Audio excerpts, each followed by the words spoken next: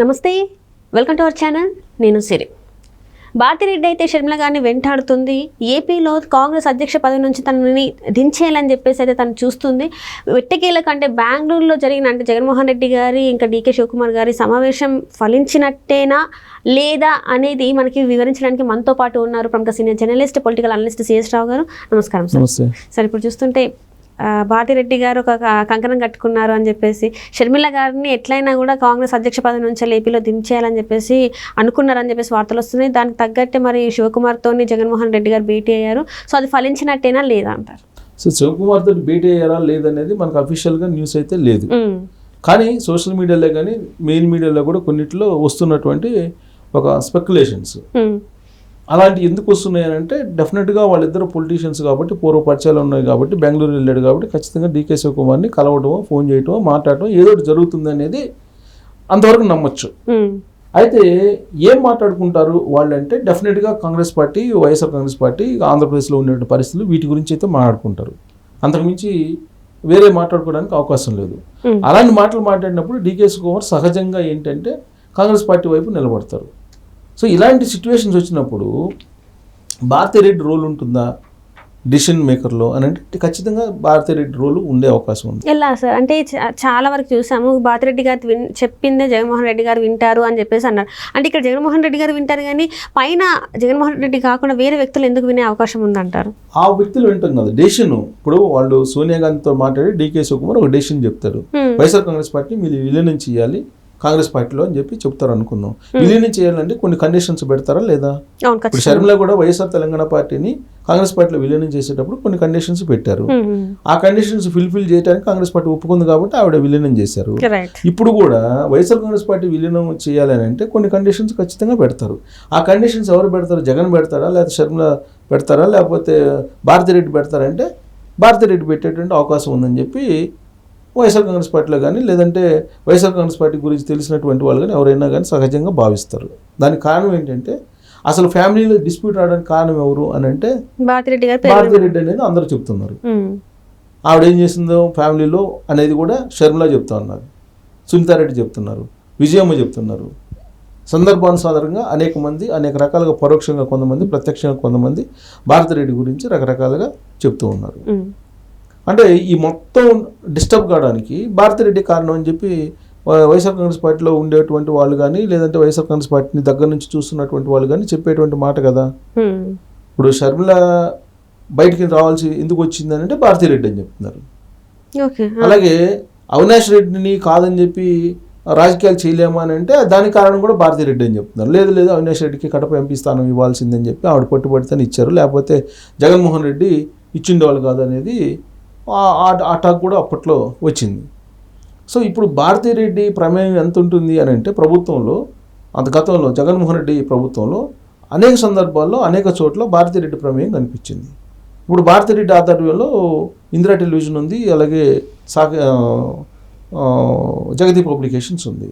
ఆ ఇందిరా టెలివిజన్ జగదీప్ పబ్లికేషన్కి కొన్ని వేల కోట్ల రూపాయలు అడ్వర్టైజ్మెంట్స్ ఐఎన్పిఆర్ కమిషనర్ ఎవరైతే ఉన్నారో ఆయనతో డైరెక్ట్గా మాట్లాడుకొని కొన్ని వేల కోట్ల రూపాయలు తీసుకుంది ఆవిడని చెప్పి ఇప్పుడు ఆమె మీద వస్తున్నటువంటి ఆరోపణ. ఇప్పుడు తాజాగా సాక్షి పేపర్కి సంబంధించినటువంటి బిల్స్ అన్ని కూడా గ్రామ వార్డు సచివాలయాలకు సంబంధించినటువంటి వాళ్ళకి అంటగట్టి వాళ్ళ దగ్గర నుంచి వాళ్ళ శాలరీ నుంచి కట్ చేసుకున్నారు. అది నెలకి 9 కోట్ల రూపాయలు ఉంది, దాదాపు 150 కోట్ల రూపాయలు కుంభకోణం. అది భారతిరెడ్డి చేసిన కుంభకోణం అని చెప్పి ఇప్పుడు మళ్ళీ తాజాగా వినిపిస్తుంది. ఇది కాకుండా మళ్ళీ భారతీ సిమెంట్ ఏదైతే ఉందో ఆ సిమెంట్కి సంబంధించిన భారతీయ సిమెంట్ కూడా వాళ్ళదే కదా. ఆ భారతీయ సిమెంట్కి సంబంధించి ఆంధ్రప్రదేశ్లో ఉన్నటువంటి ప్రాజెక్టులు ఏవైతే ఉన్నాయో జగనన్న కాలనీలు కానీ వీటన్నిటికి కూడా ఆ భారతీయ సిమెంట్నే వాళ్ళు తీసుకొని అత్యధిక రేటుకు కోట్ చేశారు. దాంట్లో కొన్ని వేల కోట్ల కుంభకోణం ఉందని చెప్పి చెబుతున్నారు. దీని అంతటికీ సెంట్రిక్ పాయింట్ ఎవరు? భారతిరెడ్డి కనిపిస్తున్నారు, అంతే కదా. సో భారతిరెడ్డి ప్రమేయం ప్రభుత్వంలో ఉంది, ప్రభుత్వం లేనప్పుడు పార్టీలో కూడా ఉంది అని చెప్పి ఇప్పుడు వైఎస్ఆర్ కాంగ్రెస్ పార్టీలోనే చర్చ జరుగుతుంది కదా.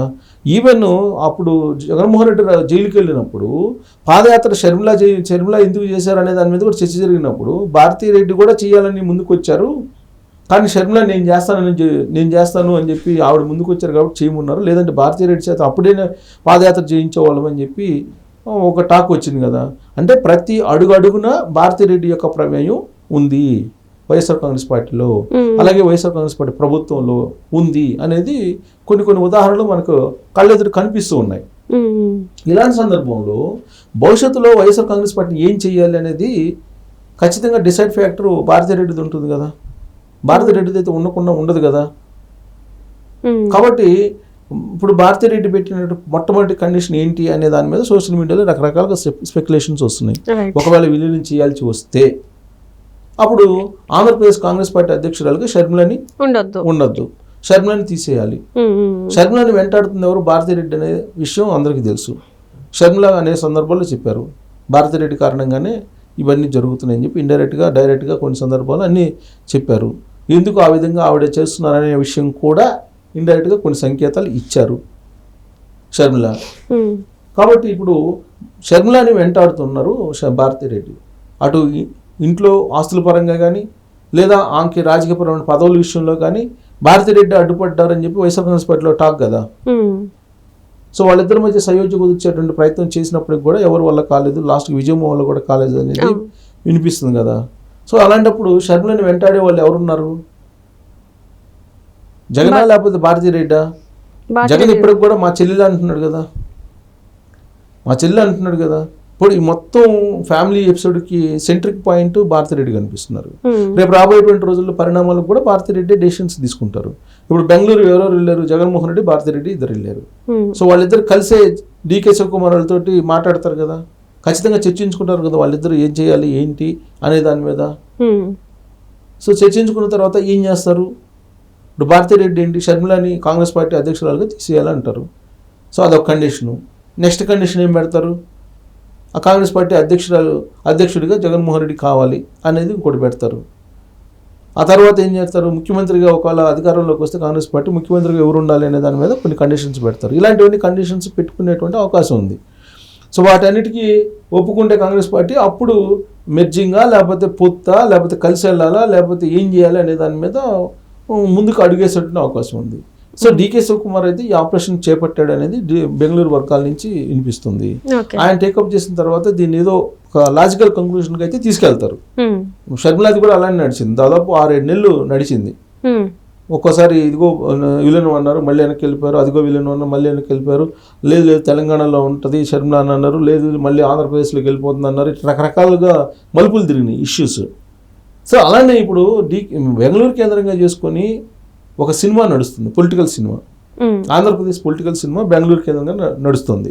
ఆ పొలిటికల్ సినిమాలో భారతిరెడ్డి కీలకమైనటువంటి రోలు, షర్మిల రోలు ఏంటి అనేది మనకు భారతిరెడ్డి రూపంలో ఆమె తీసుకున్న డెసిషన్ మీద ఆధారపడి ఉంది. సో భారతిరెడ్డి కావాలనుకుంటుందా కాంగ్రెస్ పార్టీ, లేదంటే వాళ్ళని కావాలనుకుంటుందా అని అంటే కాంగ్రెస్ పార్టీ లాజికల్ కంక్లూషన్ ఏదో ఒకటి తీసుకొస్తుంది, తీసుకురాకుండా అయితే ఉండదు కాంగ్రెస్ పార్టీ. అందులో కాంగ్రెస్ పార్టీ మహాసముద్రం, అందుకే పిల్లకాలం అన్నారు వైఎస్ఆర్ కాంగ్రెస్ పార్టీని. సో కాబట్టి ఏదో ఒక లాజికల్ కంక్లూషన్ తీసుకొస్తారు. ఆ లాజికల్ కంక్లూషన్ ఖచ్చితంగా షర్మిలకి వ్యతిరేకంగా ఉండేలాగా భారతిరెడ్డి తీసుకునేటువంటి ఛాన్సెస్ అయితే ఉంటాయి. అంత దూరం వెళ్తే మనం వైఎస్ఆర్ కాంగ్రెస్ పార్టీ విలీనం చెందుతుంది అనేది అదొక స్పెక్యులేషన్ న్యూస్, అది ఒక గాసిప్ న్యూస్ అనుకోవాలి వాస్తవంగా చెప్పాలంటే. కానీ అదేమన్నా నిజం కాదంటే పూర్తిగా మనం కొట్టేయలేం. ఎందుకంటే రకరకాలు మనం చూసాం. ఇప్పుడు ప్రజారాజ్యం పార్టీ ఏ విధంగా విలీనం అయిందో చూసాము, ఇవన్నీ విలీనాలు చూస్తూ వచ్చాం మనం. సో అలాంటప్పుడు దీన్ని మనం కొట్టేయలేం. సో ఏదైనా జరగచ్చు. పైగా బెంగళూరు లేడు జగన్మోహన్ రెడ్డి అని అంటే పైగా ఇంపార్టెంట్ మాజీ మంత్రుల్ని కీలకమైన లీడర్ని పిలిపించుకుని మాట్లాడుతున్నాడని కూడా వస్తుంది. ఇలాంటి పరిస్థితుల్లో ఏదైనా జరగచ్చు రాజకీయాల్లో, మనం కొట్టేయలేం. సో స్పెక్యులేషన్స్ మొత్తం మీద ఏంటంటే షర్మిలకి కౌంట్ డౌన్ అయింది అని అనుకోవచ్చు ఈ పరిణామాలను బట్టి చూస్తే. Right sir, thank you so much sir.